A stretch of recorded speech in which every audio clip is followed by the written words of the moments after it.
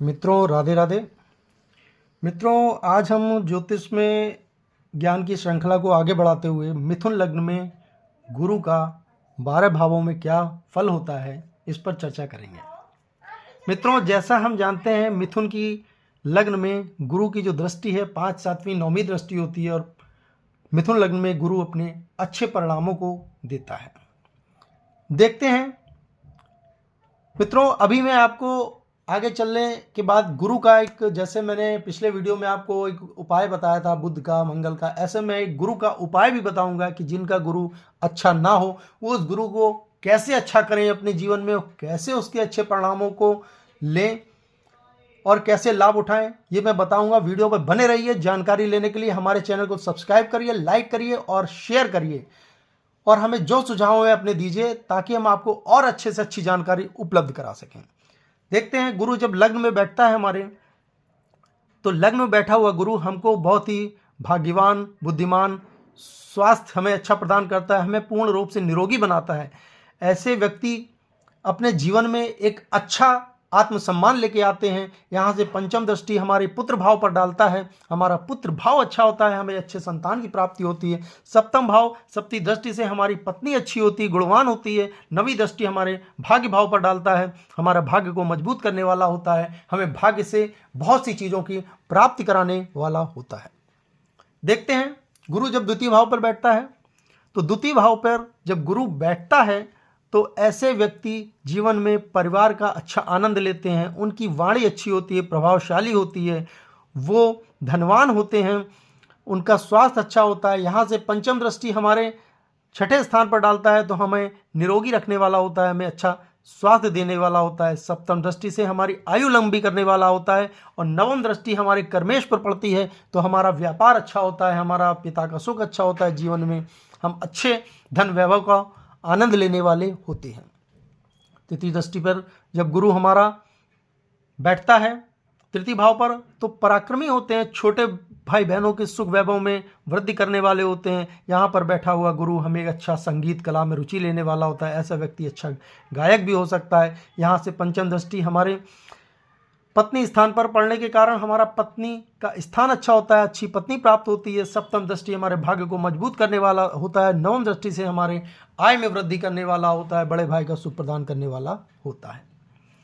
देखते हैं, चतुर्थ भाव पर जब बृहस्पति बैठता है, तो जब चतुर्थ भाव पर बृहस्पति गुरु बैठते हैं तो ऐसे व्यक्ति को मकान, वाहन, माता के सुखों में वृद्धि करने वाले होते हैं। व्यक्ति को जीवन में सुख, वैभव, धन संपदा, मकान, वाहन, भूमि, प्रॉपर्टी की प्राप्ति होती है। यहाँ से पंचम दृष्टि हमारे आयु स्थान पर होती है, आयु को हमारे बढ़ाने वाला होता है, निरोगी रखने वाला होता है। हमारे सप्तम दृष्टि से हमारे कर्मेश को मजबूत करता है, हमारे जीवन में हमें व्यापार में वृद्धि कराने वाला होता है। नवम दृष्टि से हमारे खर्चों में कमी करने वाला होता है। अतः हम देखते हैं चतुर्थ में बैठा हुआ गुरु हमको जीवन में शुभाशुभ परिणामों में बढ़ोतरी करने वाला होता है।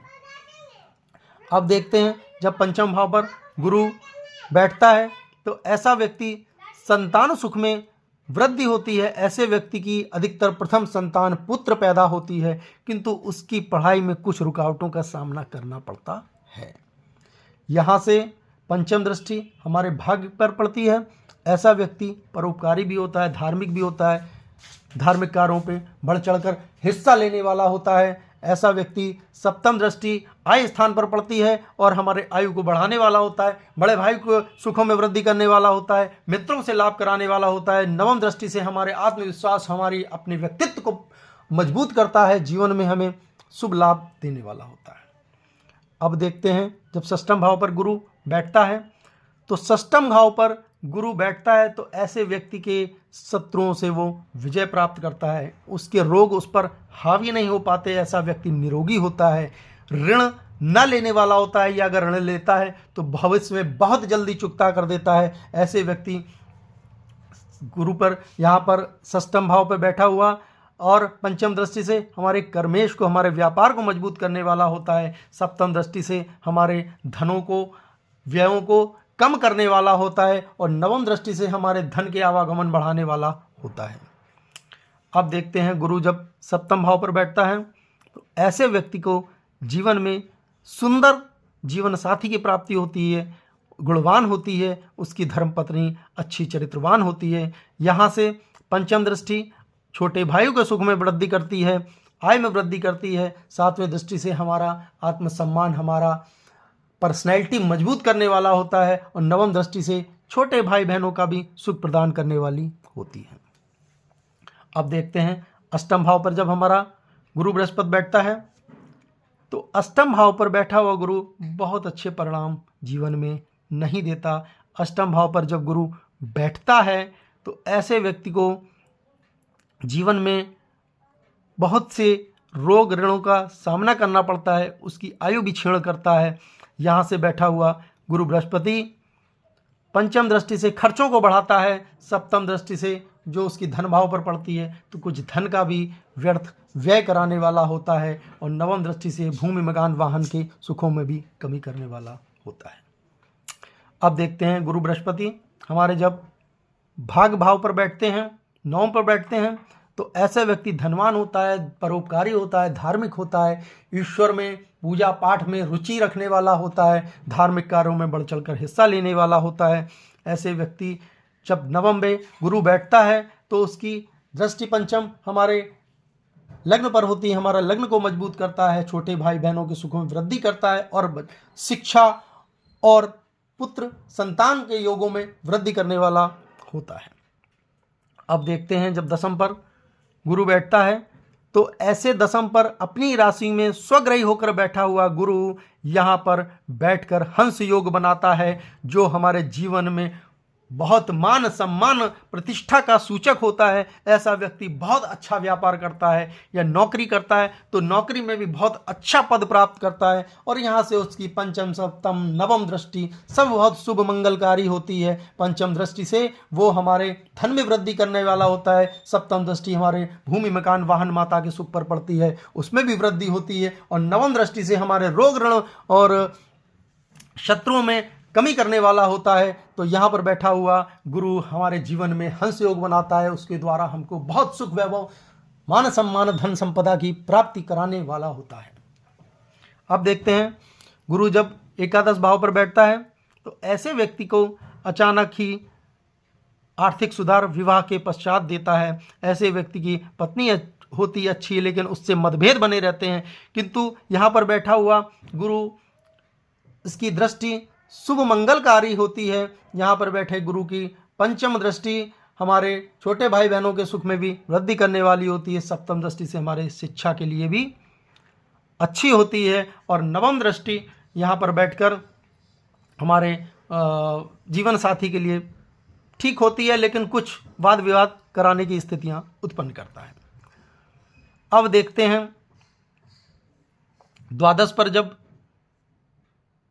गुरु बैठता है तो ऐसे व्यक्ति को अपयश मिलता है। ऐसा व्यक्ति अपने जीवन में खर्चों को बहुत बढ़ा लेता है, खर्चे उसके अनगिनत होते हैं। ऐसे व्यक्ति जिनके गुरु द्वादश में बैठा है, वो द्वादश में बैठा हुआ गुरु उनको विदेश यात्रा का योग देता है। विदेश से ऐसे लोगों को जीवन में अपने घर परिवार अपने जन्म स्थान से दूर जाकर अच्छा लाभ कमाने वाला होता है।